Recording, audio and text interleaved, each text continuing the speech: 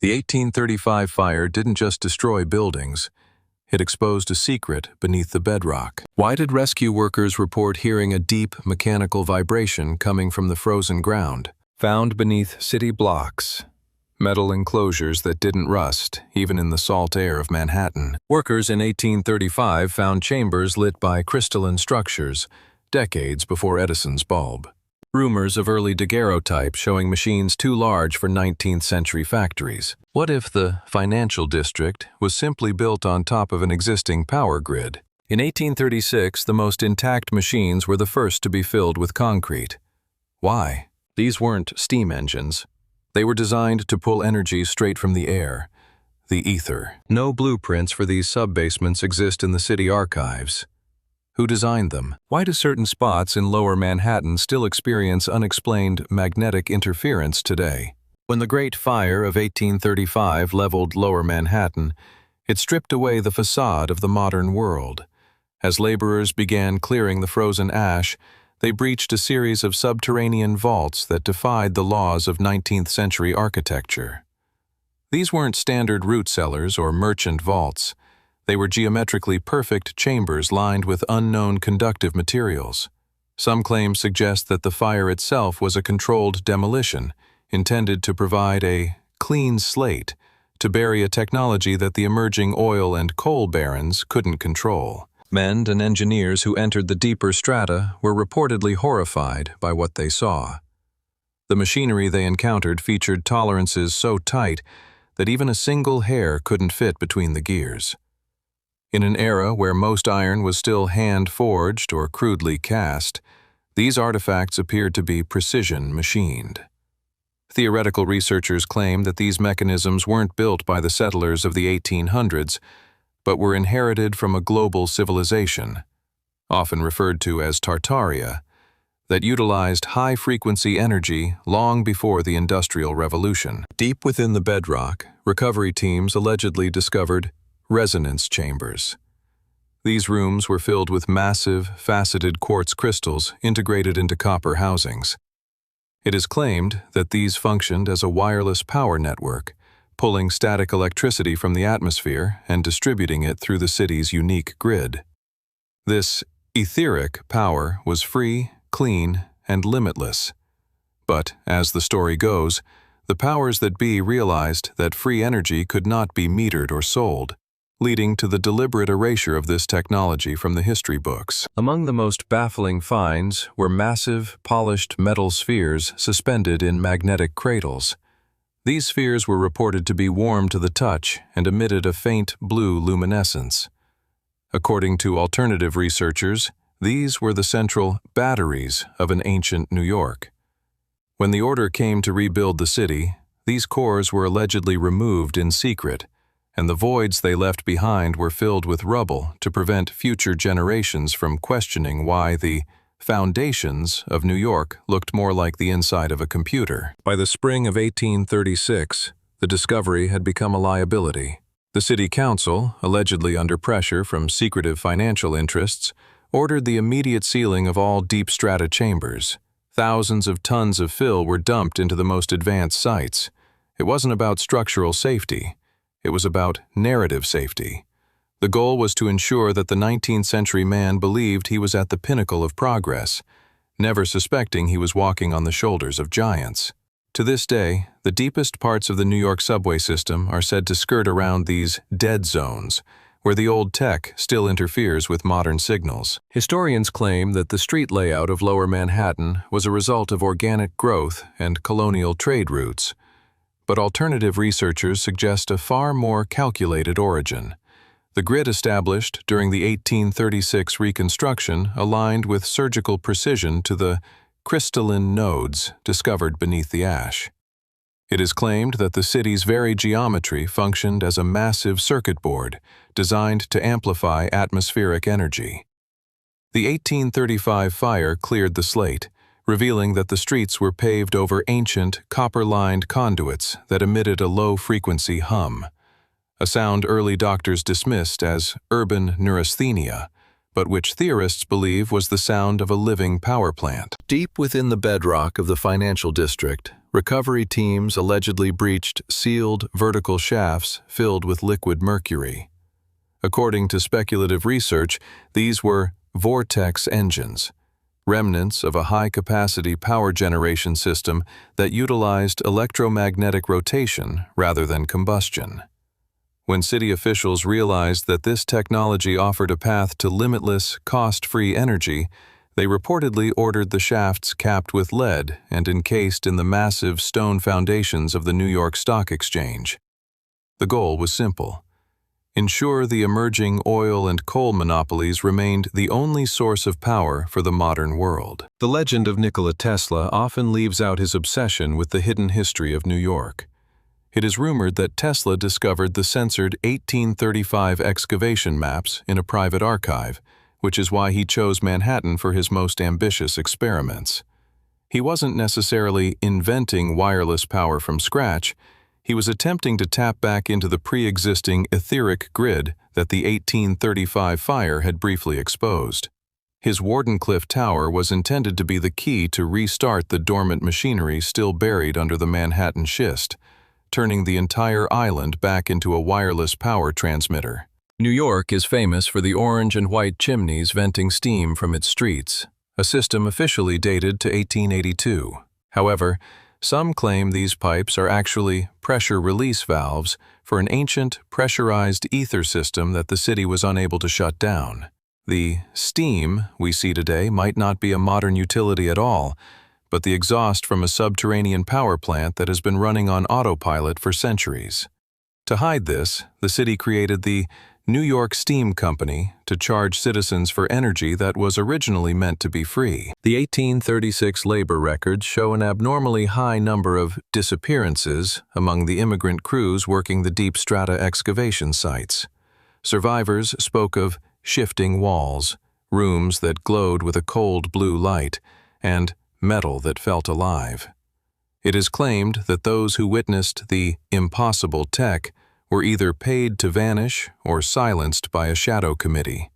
Their testimonies were rebranded as post-fire delusions or urban folklore, effectively burying the eyewitness accounts beneath a mountain of official skepticism. There is a chilling pattern between the Great Fire of London in 1666 and New York in 1835. Both fires leveled exactly the districts that sat atop ancient infrastructure. Claims suggest these weren't accidents but thermal erasures, deliberate acts of sabotage to clear the surface so that ancient technology could be looted or buried before the public could realize it existed. The new cities built on top were designed to be narrative prisons, where every brick and stone served to hide the advanced world that came before. Battery Park, with its geometric star fort design, is officially a defensive fortification. However, energy researchers argue that the star-shaped geometry is the perfect configuration for a massive energy capacitor. During the 1835 recovery, workers allegedly found massive copper plates buried beneath the fort's foundations.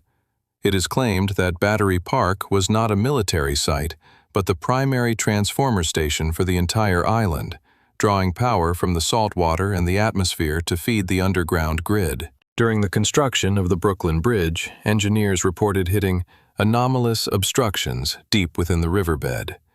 It is rumored that they found massive metallic structures, remnants of a pre-existing tunnel system or underwater turbines. Unable to remove them, they simply built the bridge's colossal towers directly on top of this ancient metal. The bridge we see today is actually anchored into a technology that predates the very nation that claims to have built it. The 19th century World's Fairs were marvels of light and architecture. But many believe these white cities were built to hide the recovery of ancient tech. The fairs allowed the elite to showcase new inventions that were actually salvaged from 1835-era vaults. Once the fair ended, the buildings were demolished, not because they were temporary, but to hide the fact that they were functioning examples of a lost, superior technology that was being phased out in favor of profitable electricity. Why is Old New York almost entirely red brick? Scientific claims suggest that red bricks, due to their high iron oxide content, are excellent energy conductors. These buildings weren't just for housing, they were capacitors. When connected to the metal-clad roofs and the copper-lined vaults below, the entire city of 1835 functioned as a wireless energy circuit. The Great Fire was the only way to break the circuit and force the transition to the wired, metered world we live in now. Walking through New York, you'll notice many buildings where the first floor is actually half buried in the earth. While architects call this a style, alternative historians see it as evidence of a mud flood, a global event that buried the lower levels of ancient New York. The 1835 excavation was actually a recovery mission to dig out the high-tech lower levels. What we call basements today were actually the primary control centers of a forgotten era. The old AT&T building at 195 Broadway is said to house a secret that modern telecommunications is built upon. Deep in its sub-basement sits a massive metallic room found in 1835. It is claimed that this room contained the original universal frequency transmitter. The building's ornate columns and the Golden Boy statue on top are not mere decorations. They are functional components of a broadcast system that was repurposed to launch the modern age of communication. In 1870, Alfred Eli Beach built a pneumatic subway tunnel in secret. But was it really his invention? Claims suggest Beach actually discovered an ancient vacuum-sealed transport tunnel during a private excavation and simply repaired it. New York's bedrock is said to be riddled with these vacuum tunnels that once allowed for near-supersonic travel between cities, a network that the 1835 cleanup crews were ordered to seal with concrete to protect the burgeoning railway industries. The massive spires of New York's oldest cathedrals, with their intricate metal finials, were allegedly designed as atmospheric energy collectors. During the 1835 fire, witnesses reported seeing blue St. Elmo's fire dancing around these spires, a sign of energy overload. These buildings were never just places of worship. They were the power plants of a decentralized energy grid.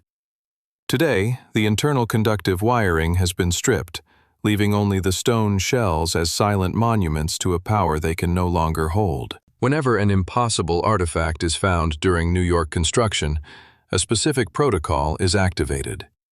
It is claimed that representatives from the Smithsonian or similar shadow agencies arrive to seize the find under national security protocols. Their job isn't to preserve history, but to curate it, removing any machine or crystalline core that proves the 1835-era technology was superior to our own. These artifacts are reportedly stored in secret warehouses, far from public eyes. When the first sealed vaults were opened in late 1835, workers reported finding lamps that had been burning for an unknown amount of time without fuel or heat. These eternal lamps were allegedly plasma-based lighting systems. Shortly after their discovery, they were taken for study and never returned. It is claimed that our modern LED and fluorescent tech are crude, inefficient copies of these ancient lamps, which were hidden to ensure we would always remain dependent on a power grid we have to pay for. Beneath the subways and sewers lies a massive network of solid copper cables that doesn't appear on any municipal map. In the 1835 recovery reports, these were described as the grounding veins of the city.